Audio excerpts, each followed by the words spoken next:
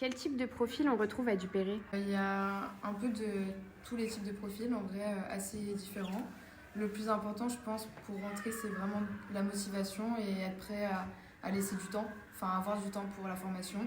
En vrai, il y a beaucoup de bacs généraux, il y a des STD2A aussi, il y a des personnes qui ont fait d'autres études avant, style du droit par exemple. Donc il suffit juste vraiment d'avoir la motivation. Quel type de contenu on retrouve dans les différents books? Donc sur Parcoursup, il y a beaucoup de diversité, il ne faut vraiment pas se restreindre. Tous les types d'art, tous les types de travaux de création que vous avez pu faire. Et les références, c'est super important. Donc les références que vous utilisez tous les jours, même pour vos travaux, enfin, l'habitat selon vous, les personnes qui vous inspirent, et aussi vos passions, vos centres d'intérêt, que ça soit la cuisine, le cinéma, le sport, même si c'est des choses qui ne vous paraissent pas évidemment liées avec le design d'espace, finalement, vous pouvez retrouver un lien et ça vous aidera dans vos travaux. Quelles sont les matières que l'on peut retrouver à Duperré? À Duperré, en tout cas en première année, déjà il y a des cours généraux. Donc on a des matières littéraires, lettres, philo, anglais. On a aussi de la physique, en tout cas à partir du deuxième semestre pour nous cette année. On a de l'économie du droit, culture, histoire des arts. Ensuite, on a tout ce qui est atelier de création. Et là, on va un peu faire des projets et voir tout ce qui concerne notre formation. Et ensuite, tout ce qui est outils plastiques. Et donc là, on a deux profs différents et on va pouvoir explorer, utiliser différentes matières, faire des choses qu'on n'a forcément jamais faites avant. On a des cours d'outils numériques et donc on va apprendre à utiliser la suite Adobe.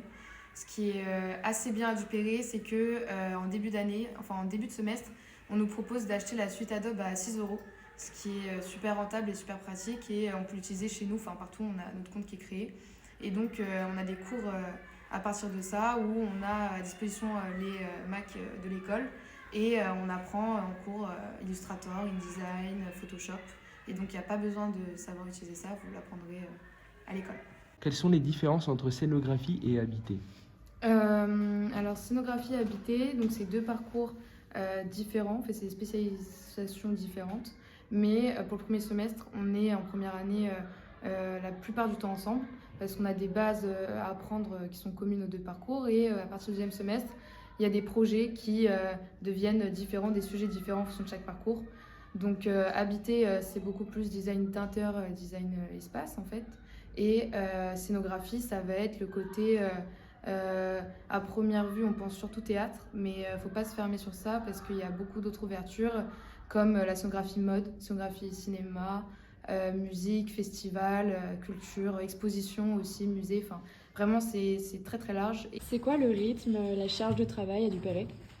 Alors le rythme en ce qui concerne l'emploi du temps, les horaires, c'est un peu la même base qu'au lycée. Comme pour les vacances, ça sera vraiment le même format qu'au lycée. Donc on a des cours, on a des vraies journées de cours.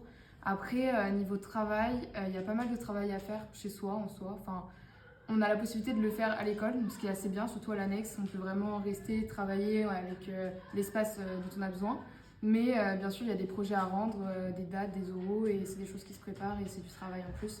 Après, si on aime vraiment la formation et ce qu'on fait, ça devient du plaisir. Est-ce qu'il y a des sorties, des activités organisées durant l'année?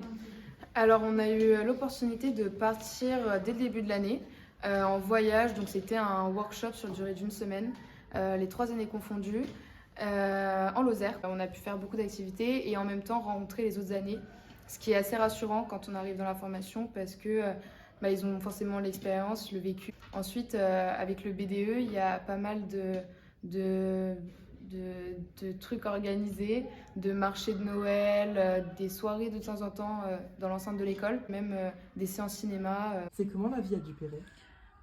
Duperré, ça se situe sur 2 bâtiments différents. Donc il y a l'annexe plus vers Réaumur-Sébastopol et le bâtiment principal au carreau du Temple. Donc les 2 quartiers sont vraiment cool et puis bien desservis. Au sein de l'école même, on a des espaces pour manger, BDE, donc espace avec micro-ondes. En Lozère aussi, on a eu l'occasion de créer des parrains-marraines, enfin un système de parrains-marraines, et ce qui est assez pratique parce que ça nous accompagne, ça nous rassure, ça nous donne des avis et ça nous aide forcément pour les choses utiles de la formation. Quels sont les coûts liés à la formation? C'est une école publique donc gratuite. Après, forcément, il y a des coûts qui vont avec le fait d'être un étudiant en art. C'est que le matériel coûte cher. Et la vie à Paris, ça c'est quelque chose qui dépend de chacun.